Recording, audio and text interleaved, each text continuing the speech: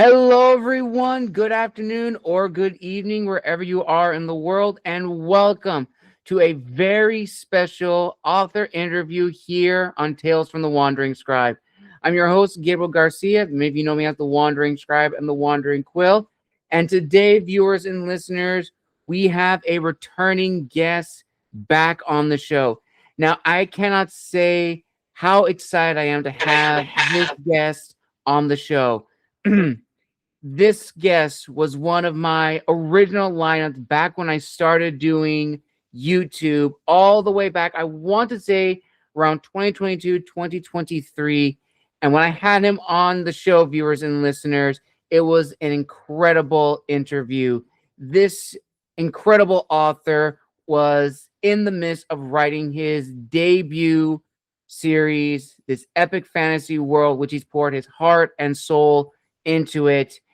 And today, viewers and listeners, I'm going to leave you a little teaser of this book that I am so excited to share with everybody. Now, in the northwest of Arenthia lies Malus, a region shrouded in mystery and forbidden to all by King Gordius Amaloris I with an iron decree. For the king, it's a border that guards order. But for Governor John Syvern of the desert province of Ecluvana, it is sorry, I gotta get my throat right there. It is a symbol of oppression and hidden truths. When John ignores the royal warnings and sets course for the capital Armenian to claim his right to Malus, the fragile peace is breached. What begins as a political power game degenerates into a brutal civil war that leaves no house untouched. While the lords battle for honor and territory, the real price of their pride is paid in the streets of their city. And I don't want to say any further than that, viewers and listeners, because, as I said, joining us back on the show is a Wandering Scribe alumni and a really good friend of mine all the way from Europe who is here with a copy of his book. So, Netherlands. So, without further ado, viewers and listeners, let's give a huge round of applause and return to Wandering Scribe alumni and author Rick Sijben. Rick, welcome back to the show. Yes, pleasure to be here. It's awesome. Awesome, man. I love to be here. Last time it was such a good vibe. I saw on Instagram you asked who wants to be on the show. I messaged you directly. I wanted to be here again. Absolutely, Rick. I'm so excited to have you here back on the show and to now hold and show to the world your book, which I know, as we've talked since our first interview all those years ago, The Legacy of Swords, Rising Storm. This has been a passion project of yours for a very, very long time. So, Rick, as a little icebreaker for the viewers, can you share with us what you've been up to since the last time you were on the show many years ago?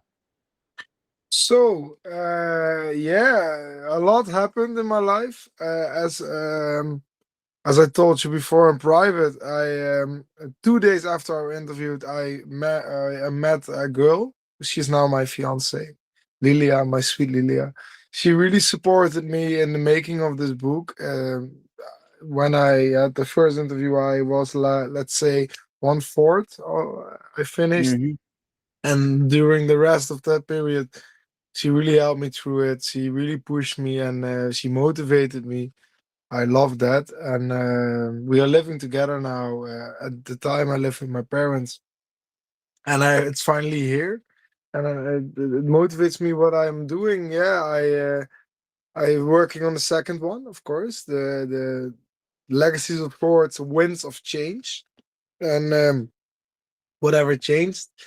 And I'm doing some other projects. One I cannot really talk about is a big secret, but it's a big project I'm doing with some friends of mine. And yeah, and I'm working on some non-fiction biographies of local heroes of the region here. And yeah, I'm working.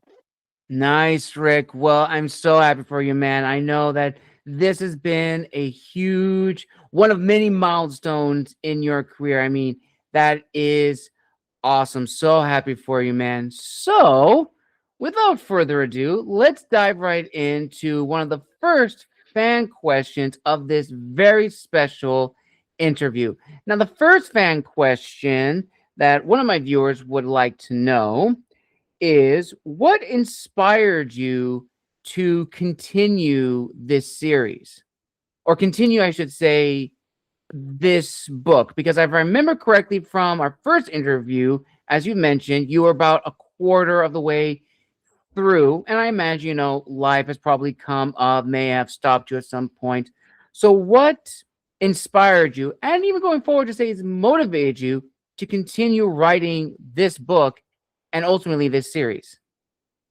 Well, as I also said on the first interview, I had a lot of creativity that I needed somewhere in my whole life, and what motivated me was that I couldn't think about anything else. When I went to bed, when I went to work, when I went to shower, the only thing in my mind was what the characters of my book are doing right now, and how are they going to be in the next chapter, and will happen to them. And I could only think about that. So if I had any free time, I would grab my laptop and work on it.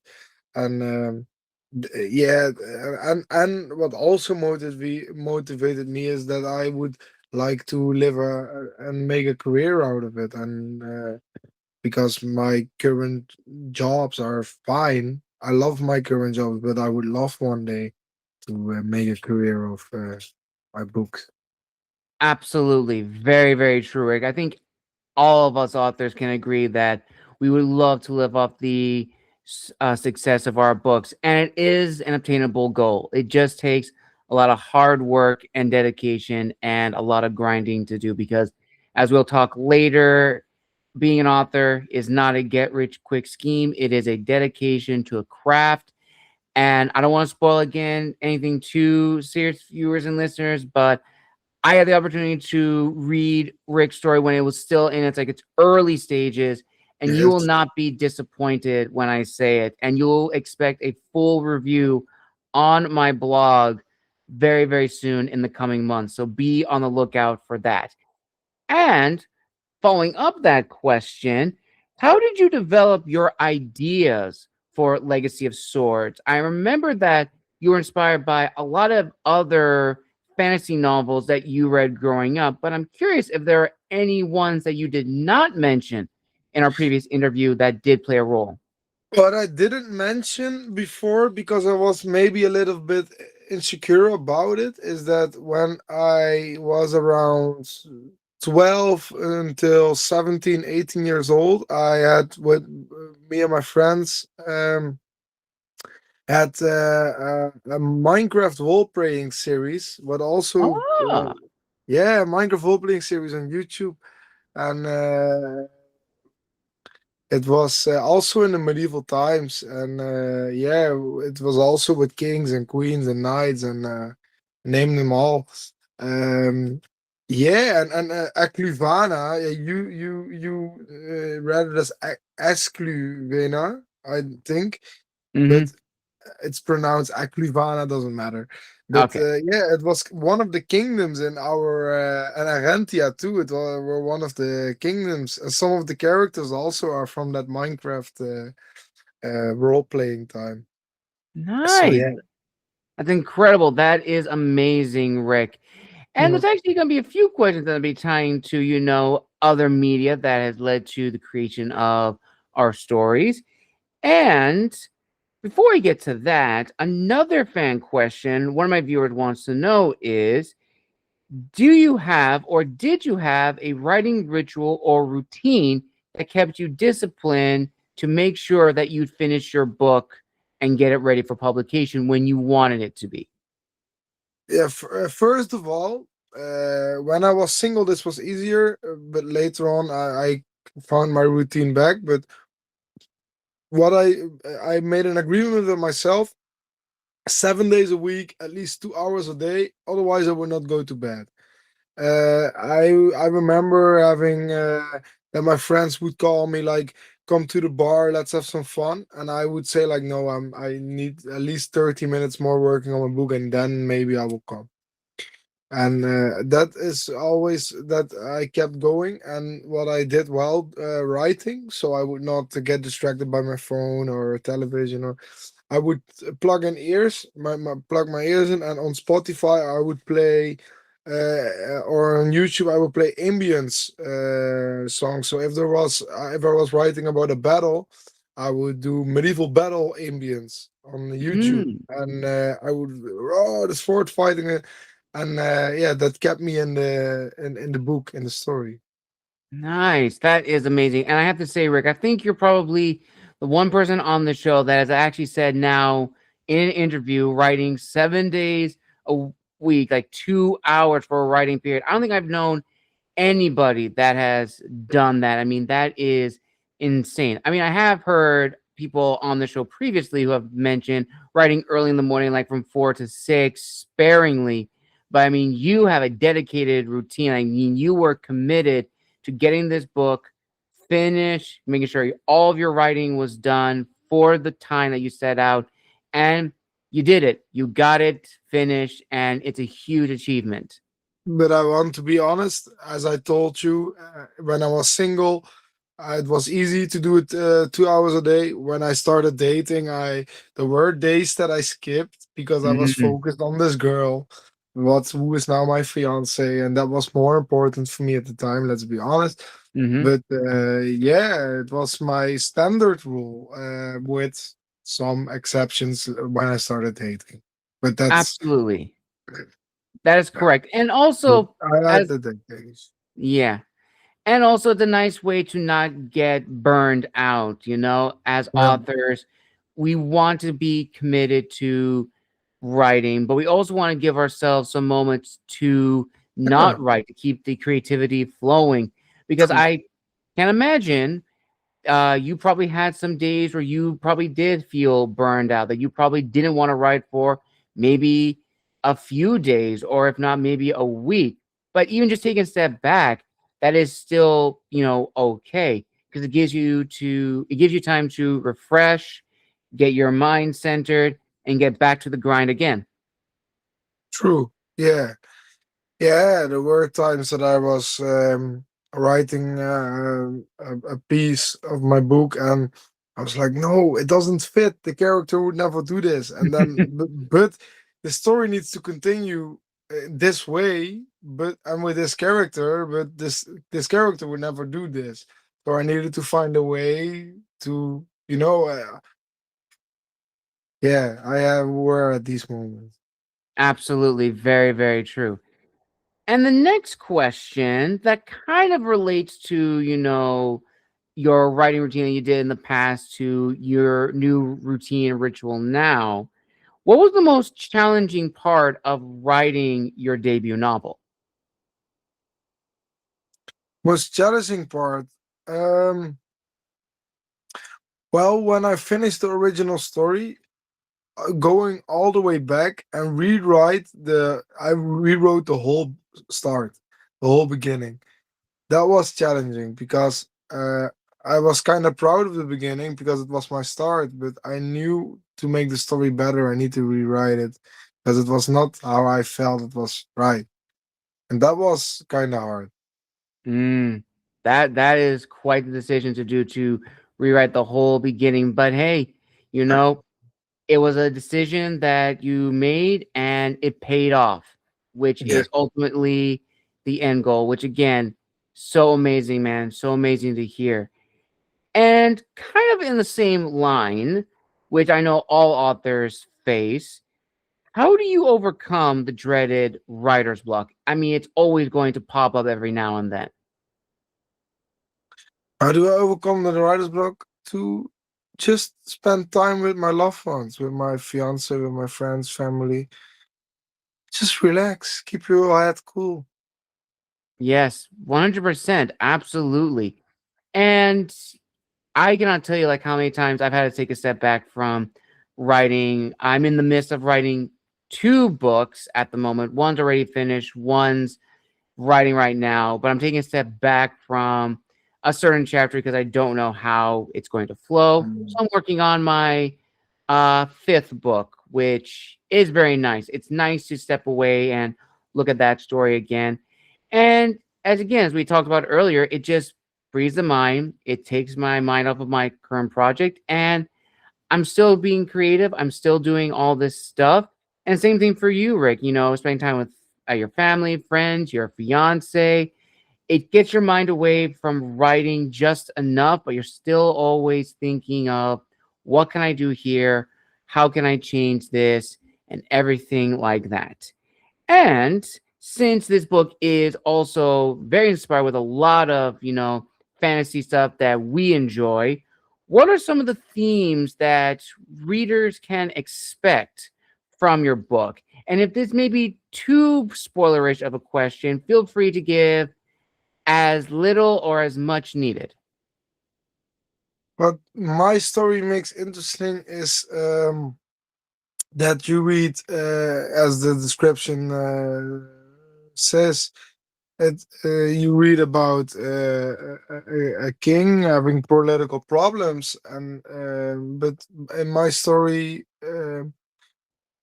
let's give an example. In one chapter, you're reading of a lord who is winning a battle and is entering a city, and oh, they are celebrating like we entered the city. And the next chapter, you read about a poor woman who just lost her son and sees her house burning down and her husband dying, and like, oh, yeah, you cheered for that guy, and now you can cry for this woman. And Mm, so you see two sides of the same page, and yeah, and I think that makes the story interesting, that you also see what happens to the lowborn, to the mm, normal citizens, and how they are getting hurt by everything that happens around them, like in the real world, everywhere. Let's say in my own continent, in the Ukraine, um, how the citizens are hurt. right. Very, very Yeah. true.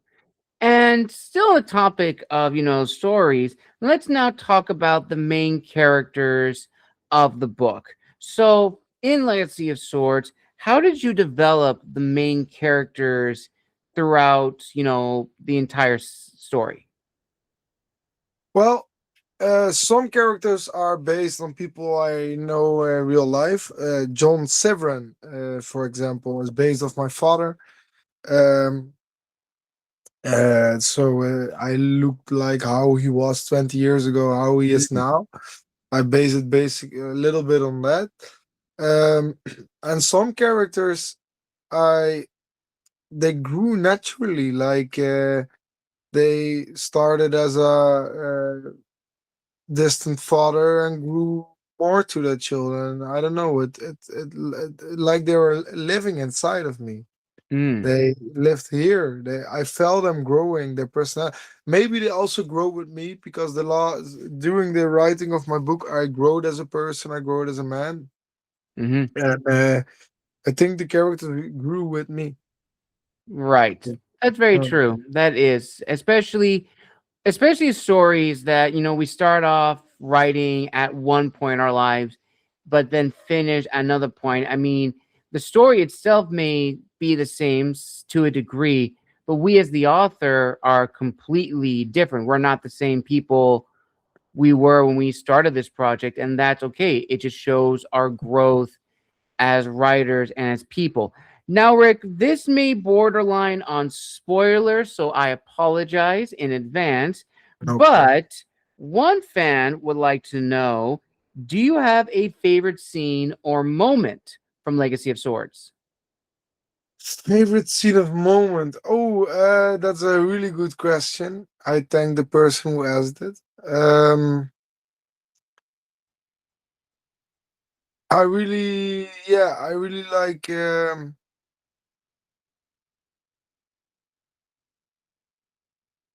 I really like the part where there was, as I told you, a woman who, in my book, they worship the god Zolo. Hmm. Zolo is, we call it the sun. It's the sun, and they call it Zolo. And there is a woman, a really devout woman, who is really believing in Zolo and that it will do good. But at the end of her story, she dies in a burning house while she's watching the burning star in the sky. Like, you worshipped fire, basically fire, all your life, and now you will die by fire. And I think that was really comes back to, you get me? Mm-hmm. It comes back to, like, yeah, to where she comes from. She believes in fire and she will die with fire. I think that, yeah, I don't know. It had some meaning. Yeah, I've heard of that. That definitely makes sense, but I can definitely see how, that would definitely play a major role throughout the book and possibly into, book 2 without getting too much into, the cultures and the various religions that exist in your world. And this actually leads into another very special fan question specifically for this interview, Rick.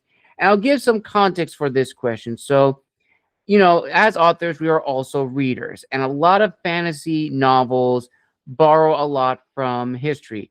George R. R. Martin took most of his emphasis of Game of Thrones from the War of the Roses, as well as a little bit from other figures in history and other events in history. Same thing with Lord of the Rings. That is also taken from, his experiences from World War One, from the people he met, the Anglo-Saxon traditions, the North traditions, and so forth. So this fan would like to know, was there anything from your culture, from your heritage that you brought into your book? Well, I wish I did that more, but the Dutch people are known in the world mostly for their drugs and alcohol. Amsterdam. So, uh, um, I think if I would love to do that more, but no, I didn't do that a lot. Okay, Hmm. fair enough. Fair enough. And the next question, ooh, this is a good one. I think you may have already touched on this before in the beginning, but besides writing, Rick, what are your hobbies outside of writing? Oh, outside of writing, reading, of course. um, I love, first of all, spending time with my fiance is the best. Hmm. Um, writing, reading. I also like racing, go karting. I love cars. I My favorite car is a Dodge Charger 1970 from the Fast and Furious movies. Ooh, nice. Uh, yeah, I love that. The American car. Uh, um, Spending time with my friends and family, of course, and uh, hanging out at a bar, talking with good people. Um, yeah, what do I love more? Just enjoying my time, just relaxing, be existing, and Very true. working on cool projects. Absolutely. Very, very true, Rick. Well, Very, very true. I'm learning a lot from cultures. I love cultures a lot all over the world, food and Hmm. everything. Absolutely. Same here. Absolutely love it. And sometimes, in a way, it also inspires our writing as well. And Mm. sometimes we can't help it. And, I think that's probably the most beautiful thing about, learning about another country's culture, their language, even their food can be even so inspiring to Mm. create something that homages it and just a little Easter egg here and there. I think that is Yeah, very, very special. true, so true. Absolutely. Yeah. And now this one's kind of a little more personal question, Rick.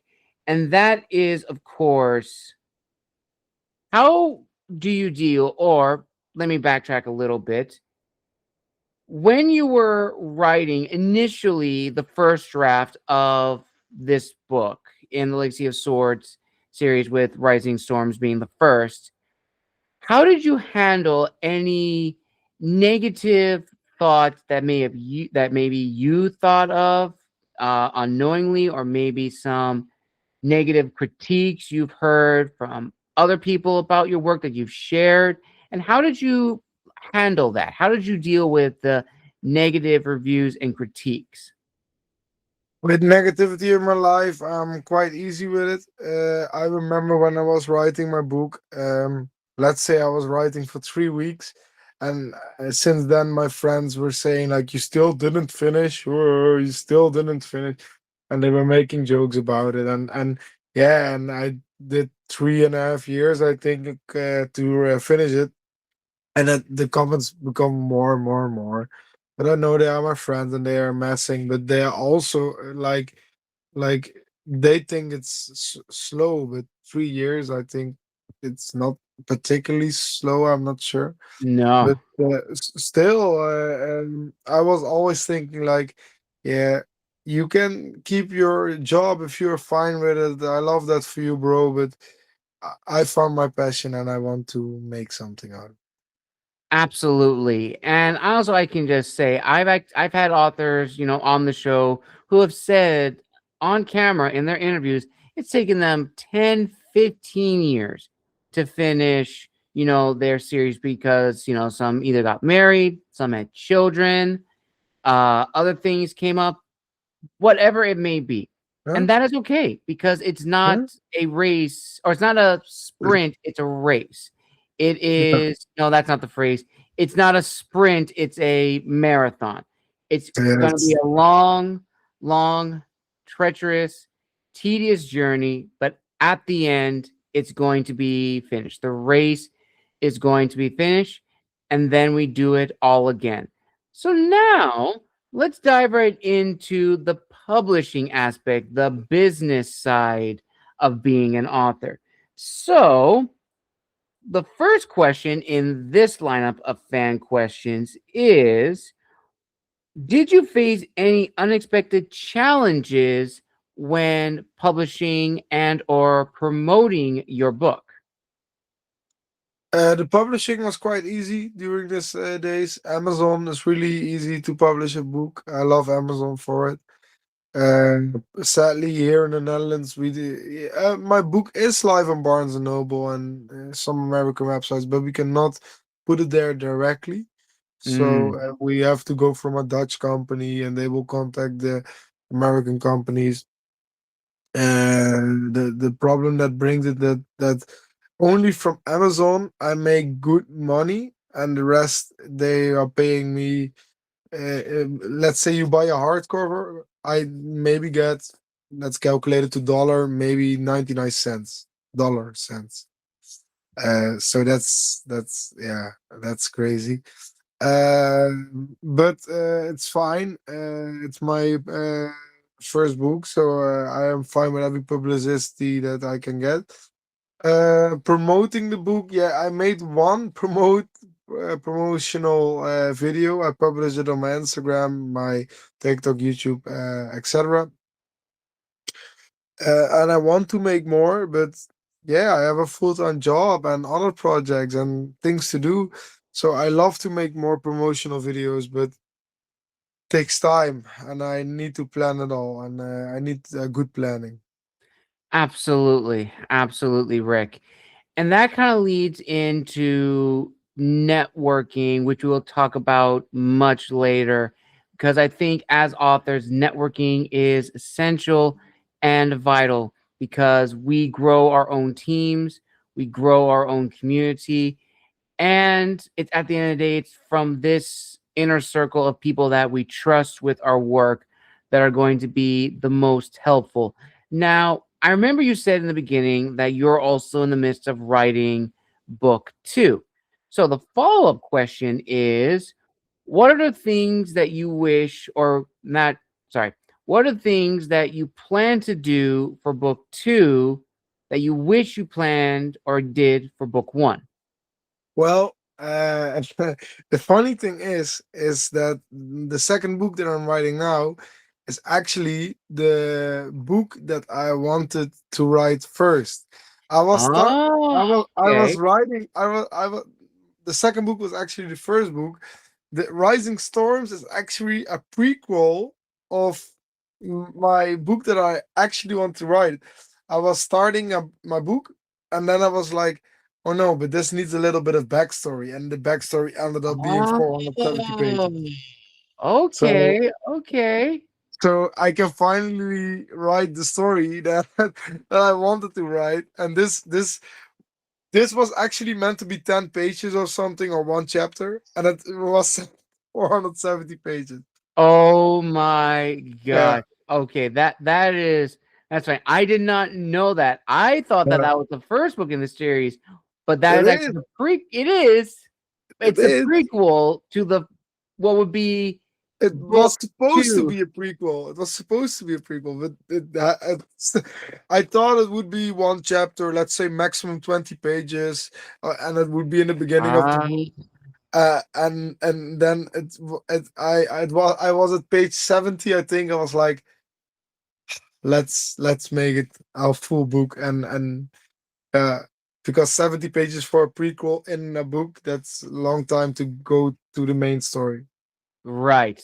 Yeah, Absolutely. Absolutely. yeah. Well, I if I didn't know that, I was No, still hooked in. Like I was hooked in from like the beginning, Rick. And thank you. as I said, I will be posting a full review on my website in the coming months. So be on lookout for that, as well as for you as well, viewers and listeners. Be on lookout for that review as well. And the next question I did want to ask you is what do you wish you knew before publishing Rising Storm?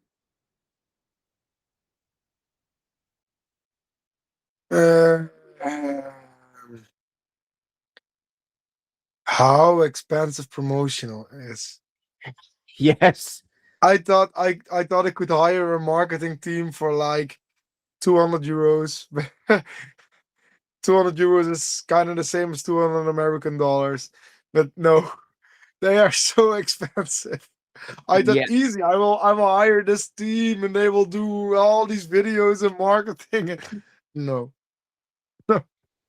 No, I believe you, no. man. It is marketing one's book is not easy, which actually leads to a phrase that I have been using a lot, and I know it makes sense, which is in the digital age specifically, it's never been more easier to publish, but it's never been more difficult to market and promote. Yeah, because It and is that's such a also a hassle. thing. Like I support all my writers, of course, but there are so much, they are Mm, all my friends, and I support them all, but at the same time also competitors. Let's be honest to each other, and not competitors. I say it wrong, but I mean I love your book. I but no, but yeah, it's hard to market in a big world. absolutely. You're absolutely right. Especially, in an age in an industry that is ever changing and always teetering from this or that, it can be a hassle and we can get lost in what's ultimately happening in the world. Now, kind of shifting gears a little bit, you mentioned earlier in the interview that you are also working on some other projects besides your legacy of sorts, some nonfiction books. Without giving too much away, can you share with us what some of those projects would be like? Yeah, well, there will be biographics of some local Dutch heroes, so they will be in Dutch. So sadly, not for my American people. Sadly enough, but yeah, there are some local heroes. I come from a small town of 2,000 people, and we are a small but close community, and there are some local heroes. Like everyone has their local heroes, and one of my friend's father, um the friend he I don't know if I can call him a local hero, but he's a really good guy, and he is on a all yeah, he's really sick. Mm, Um, and I want to write a biography for him before it's too late. right. But I need to find time for it. But yeah, and one other really big fiction project that I can really not say anything about. Of course, absolutely. I completely understand. And speaking of fiction projects, that leads into the next fan question, which is when writing Rising Storms, how did you build the immersive world in your story? Yeah, that I started writing and I figured out like okay, they're going from here to there, but where is this city? Where is this? So Hmm. I found a tool online to make world maps, and I made a world map. And okay, this city is there, and this is a desert area, this is a snowy area, and this biome. Um, and I made a map. I made a world map, and I put cities, and then I made and in the cities I made city maps. Like the temple is there, the castle is there, this is there, and so I made all that so I know where my characters are when I write. And like, okay, they are now in this forest. So from this forest to that city is like this big. So that is like 5 days walking. Okay, and then it was easier to write. So that's world building. How I made my world a bit. Nice. Okay. And going back to characters, you already mentioned that if not all of the characters are inspired by people that you've known growing up, especially your friends. But I'm very curious, even with those people as the basis of the inspiration for said characters, how did you make sure that those characters felt authentic in the sense that it makes sense for those types of characters to exist in the world that you have written them into? Well, that was in the beginning hard because I had characters based on my friends and family, and then I needed that character to do something, but then I was really blocked, like, oh no, but my friends would never do that. And then I started to let go of, not fully let go, but I was like, they're just based like the names and maybe the features of how they look, but they don't have to be fully 100% like them. They can be their own person. Mm. And I started to let go of the like, oh no, yeah, and just write how I wanted to write them and make the characters how I want. So some characters have the name of my friends, but are totally not. Ah, okay. They started based as my friends and with kind of the name of them, with a twist, of course, a medieval twist. And but they during the story they lost totally contact with where they are based from and got their own personality. And Nice. yeah, That's amazing. That is amazing. So almost something that I used to do back in the day as well. A lot of my characters, especially for this story in particular that I'm working on, they were based off of friends as well in terms of like personalities. But I realized almost like you, is like, well, they wouldn't necessarily do that, but that's when I had to separate. It's like they were the base, but this is not them doing it. Even if I may use their name because it works, it's not them. I have to yeah, separate that person from this character. And I think that's an important note to have for all authors who are writing characters with some basis on a real person, either someone that they've admired very close, like in their family or inner circle, or even a person in history as well. Separate the two because, yes, you can have them as the inspiration, but that character is not in the story. It is yeah. someone very, very similar. So, that is a very good piece of advice, Rick, to share. And kind of going along the lines of, world building, so to speak, did you have an outline for the original draft of the story to help with the world building aspect? Or would you consider yourself a spontaneous writer in the sense of if you had the idea, you wrote it down immediately? Yeah, both because the Legacy of Swords, Rising Storms was a prequel of the Winds of Change.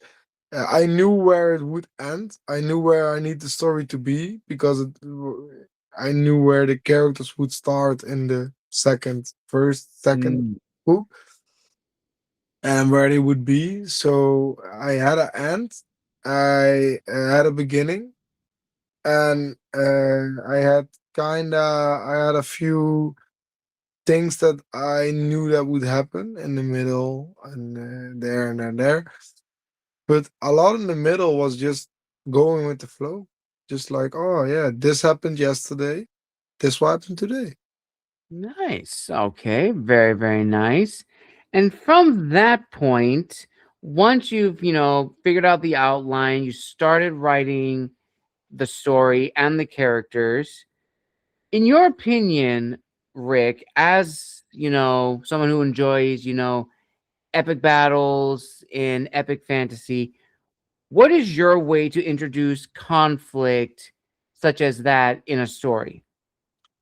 Yeah, that was hard, and that was the main reason that I rewrote the beginning because in my original draft, it was like it was really like I make this law, and then the other guy said like, "Oh no, I disagree," and boom, there was war. Um, so making conflict. Uh, I have to be honest. To start, I know how to keep a conflict running, but to Mm, start a conflict, I in the beginning of the book you read that um the it's in the first page, so not a big spoiler. The king sent an insulting letter to one of his governors, Governor John Syvern, and John, based on my father, is a hothead. So he went. He was like, "What do you say to me?" So that is the start of the conflict, but it could be way more deeper than that. But I have to be honest that I still didn't fully figure it out. mm. And kind of in the same mindset, how do you balance conflict and action with emotional depth? Conf- can you rephrase? Can you say that again? Of course, of course. Yeah. So in stories, there's always going to be like some kind of conflict, whether it's like, epic battles, one on one duels, or maybe it's probably familial conflict or any form of aggression of some kind.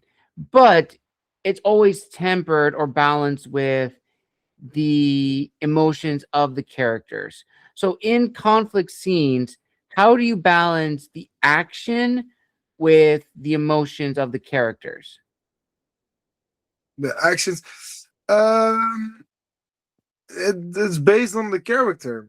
It's based on the character. Every character is different, and one character is really calm, one is a hothead, and one is really emotional. And like there is one point. Let's say a character loses a child. The one character is like, I will find them, no problem. And the other one starts crying, and the other one goes in anger and goes fighting. So it really depends on the character how they react with their emotions. Absolutely. Very, very true. I definitely think for good conflict scenes, no matter what kind of conflict, it needs to be balanced with the character. And each character is going to react in a certain way, just like people in real life. They can be presented with the same, conflict, but how they react to it is going to be very, very different altogether. Now, kind of almost like what we asked earlier in the interview about your favorite scene, what was probably the most difficult scene you had to write in Rising Storms? The difficult scene to write. It was a battle. I always, it was the first battle scene. It turned out to be really long. Um, I think I have one battle. It maybe takes 30 to 50 pages Mm-hmm. because I didn't know at the time how to write a good battle. I didn't rewrite it because when I rewrote when I read it, it was kind of good. Not the best, but yeah, it was good. And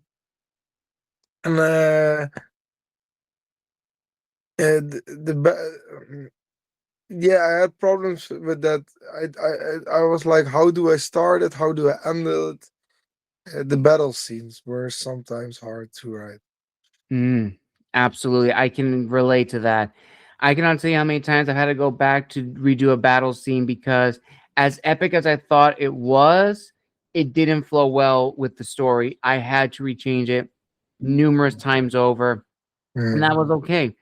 That was absolutely okay. I mean, as mm, authors, we're always going to be constantly changing and constantly refining our craft, and that just comes with the territory. And going forward, in this interview. Now, as you mentioned earlier, Rick, that the world and some of the characters in it that uh, were not that were, yeah, sorry, some of the characters that were not based on your friends and families and real life were also based upon, you know, um, the characters from the medieval Minecraft server that you and your friends were a part mm. of. And I'm curious, besides that, were there any other pieces of media, whether film, video games, or books of any kind, that also played a role in Rising Storms? Yeah, let's not lie. The Game of Thrones universe, as I mentioned in the first series interview, and I think that mainly, and a lot of my own mind when I sleep, my own dreams. Mm-hmm. Really, I think mostly just, but here and the Minecraft role playing that we did, and Yes. yeah, I think most. Nice. That's awesome. That is awesome. Now, this question is probably a very, very fun question. I love asking people, and I'm so glad whoever sent this to me was able to include it. Mm. But let's imagine this, Rick, and this is a two-part question. If your book was adapted into a film, who would you want to direct Rising Storms Legacy of Swords series? Correct. Well, I did their TV director study in here in the Netherlands. So, but I never had a job in it. But I think I would maybe do it myself. Ooh, okay, okay. And kind of in the realm of media, and this is always found to be very hard with a lot of the guests I've asked this question, but for the main characters, let's say the top two main characters in your book, Rick, if you had to hire actors, let's say finance were not an issue, and you're able to hire any actor of your choice to play the leads as the two Mhm. main characters in Rising Storms, who would those actors be and why? Would those actors be the main characters? Uh,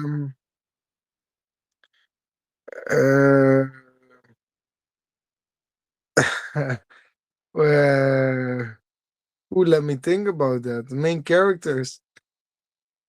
I wait. Wait. Let me think about that. Can can we can, can we It is a pause tough 1 minute, question. Gabriel? Can we pause 1 minute, Gabriel? Yes, we can. Yeah. I will come back to you in a minute. I need to wait. 1 minute. Can we start again? Yes, of course, absolutely. So, and Yeah. don't worry, I'll have this a little segment cut out, so it'll be a seamless transition. You'll be all good, man. So, go back to the previous question. So, I'll just do a little pause here just to reset. Okay. So, Rick, let's say finances were not an issue, and you were able to hire any actor of your choice to play top leads for the two main characters in your book. Who would they be Uh, and why? yes. I think for King Gordius,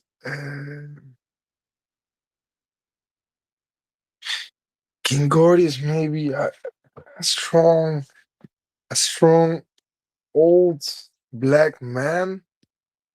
Uh, I think,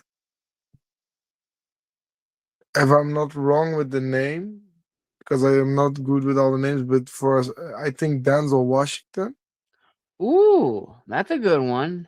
That's because a good one. Gordius is a 63, I think 63 years old king, uh, black king. So that makes it perfect also. And he is a guy with a lot of mistakes in his person, not mistakes in his personality, because you cannot have per se mistakes in your personality, but he has flaws. And I think Denzel Washington, not saying that he has flaws, but I think he can play the flaws. I think he is an actor capable of playing flaws. So I think for Gordius, Denzel Washington, and for Governor John Syvern, based on my father, but has a totally different appearance in the book because he's from the desert in my book. Who I am watching. Do you know the? I don't know his name. I need to wait. Let me.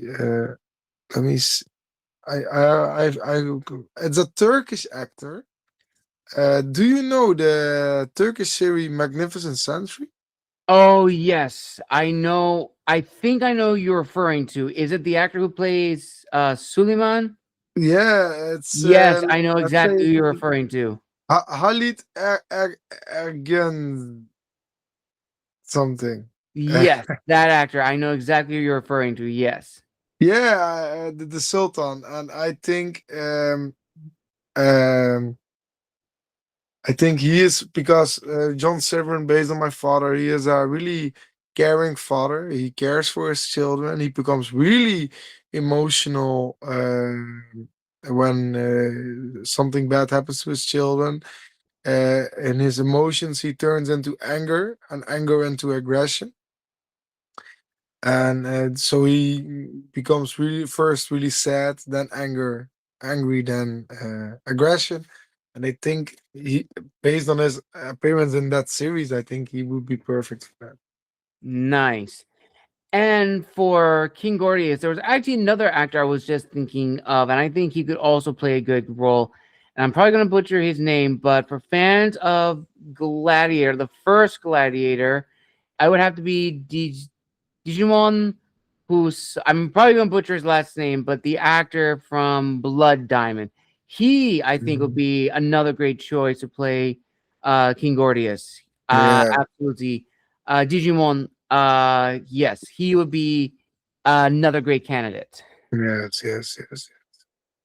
Hmm. Well, Rick, we're down to the final four fan questions of this incredible author interview. And some of these are going to be very, very reflective. So I'm very, very intrigued and excited to hear your answers to some of these final questions. Now, the first question that one of my fans would like to know is, how do you know when a story is truly finished? Well, like I mentioned before, with this book, it was easy because it was a prequel, so I knew where the story needed to end. But how would you know? Well, I think for me at least, it would be important to always know where you want the story to end. So you don't have to write the ending, but at least know where the ending is. Like with which characters do you end with? Not particularly you need to have them all, but um, let's say where you want the story to be at the end of your book before you write. Otherwise, it's hard to work towards it, I think. Mm, that makes sense. That absolutely makes sense. And kind of following in that line, when do you know as an author to stop writing? Because we as authors can always continuously write no matter what, but there comes a point in time when we have to make the decision to stop writing. Either when we're writing too much and the story's not making sense and it's lost its purpose, or we're nearing the end and we have to just stop writing, and anything that we do have and want to say more can be saved and added for the next book in the series. Yeah, I didn't reach that point yet, as I mentioned a few times before, because it was a prequel, so I knew exactly where to stop. Uh, I knew where the second book will start. But I think I will have that struggle in the second book. What I think for now, without having experienced it, um, it's good to leave some of the imagination and leave. Um, I heard once a writer say, "Show, don't tell." Mm-hmm. And the moment you are feeling that you are telling too much, that's the point that you need to stop. Absolutely. Well said, Rick. Well said. Now, the third question. And this goes into like networking as authors. Now, I am very curious, and you may have mentioned this before privately, but the cover of, Legacy of Swords Rising Storm, was that made by a graphic artist that you reached out to design the cover, or was that on your own? The logo of the Legacy of Swords is made by a good friend of mine, Sim Jacobs. He makes music and he does a lot of creative stuff. He's a really creative guy. I love him. And the Lattice Rising Storms, I added myself, and the background is from Google, and I put it all together, and voila. Nice. That is incredible. That is incredible. And kind of a follow up to that, in your opinion, Rick, how important is it, especially in a digital age where, you know, generative AI is starting to impact the publishing industry with AI generated books and kind of shifting the balance between human voices and mass produced creativity? How Mhm. important is it, especially now more than ever, for independent creatives to kind of come together and form communities to support one another in an industry that is ever changing? Yeah, it's really important. It's always important to keep your own creativity and not and try to not take the easy road and using AI. I I will not lie. I'm an honest man. I asked AI for character names sometimes, like, oh, I needed a good name for this Mhm. character. Can you help me with this? I think that's not shameful as long as the story is all from here, from your heart. Then asking for a name or a name for a city or a name for a street, I think that's all normal and fine. Or you can always ask it for help as long as the story is yourself. You get me? Mhm. The story comes from your heart and not from AI. And you can always ask for.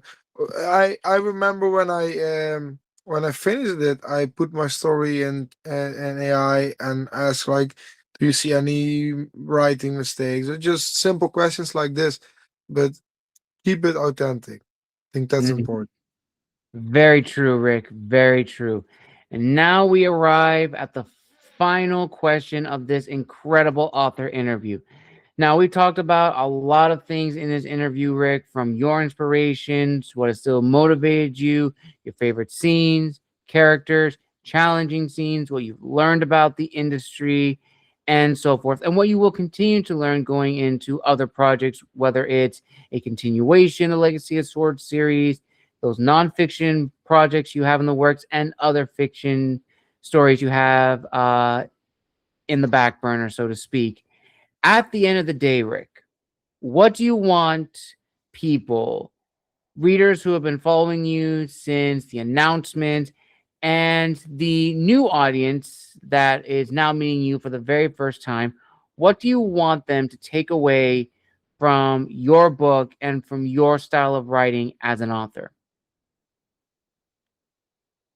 What they need to know about me, about my book,